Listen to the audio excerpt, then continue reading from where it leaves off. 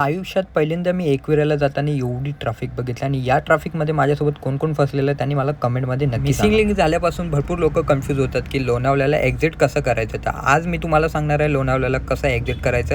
तर व्हिडिओ तुम्ही शेवटपर्यंत नक्की बघा. नमस्कार मित्रांनो, आज होती 7 तारीख आणि होता रविवार. तर आपल्याला जायचं होतं आज एकविराला. मग काय घेतो बघा आपली गाडी आणि निघतो बघा डायरेक्ट कस्टमर गाडी. सकाळी 6 वाजता कस्टमरला पिकअप करायचं होतं. पिकअप करून घेतो आणि येतो बघा डायरेक्ट घोडबंदर रोडला. तर घोडबंदर रोडला आपल्याला दिसतो आपला मित्र विजय. तो बोलतो मला पण ब्लॉकमध्ये घे. मग त्याला पण घेतो ब्लॉकमध्ये आणि येतो बघा डायरेक्ट पुढे आपण शिलपाट्यावरून 2 जणांना पिकअप करतो आणि पुढे येऊन भरून घेतो CNG आणि पुढे आपल्याला लागतो बघा हा दहिसरच्या आधी एक कलंबोलीच्या सिग्नलवरून लेफ्ट मारतो आणि लागतो बघा डायरेक्ट आपण मुंबई पुणे एक्सप्रेस हायवेला आणि येतो बघा डायरेक्ट आपण खालापूरच्या टोलनाका. तर भावना जसं आपण टोलनाका क्रॉस करतो आणि वर घाटच्या दिशेने चढतो तसं आपल्याला हे बोर्ड बघायला भेटतात आणि या बोर्डवर आपल्याला साईन दिलेत. एक लेफ्ट साईडला जो जातो तो जातो लोणावळ्याला आणि राईटला जातो तो जातो मिसिंग लिंक. पुढे येतो मग कारल्याच्या एक्झिट टोलनाक्यावर आणि येतो बघा डायरेक्ट आपण एकविरा आईच्या देवीच्या पायथ्याशी. मग वर घेऊन जातो गाडी आणि कस्टमरला करतो आपल्या तिथे ड्रॉप. ते जातात वर पाया पडायला, मी करून घेतो खाली नाश्ता आणि थोडा टाइमपास वगैरे करतो. तेवढ्यात येतात मग ते खाली आणि तिथे दर्शन वगैरे करून आम्ही निघतो बघा आणि आम्हाला लागते मग ही ट्रॅफिक. तर आजच्या या ट्रॅफिकमध्ये माझ्यासोबत कोण कोण फसलेलं त्याने मला कमेंटमध्ये नक्की सांगा.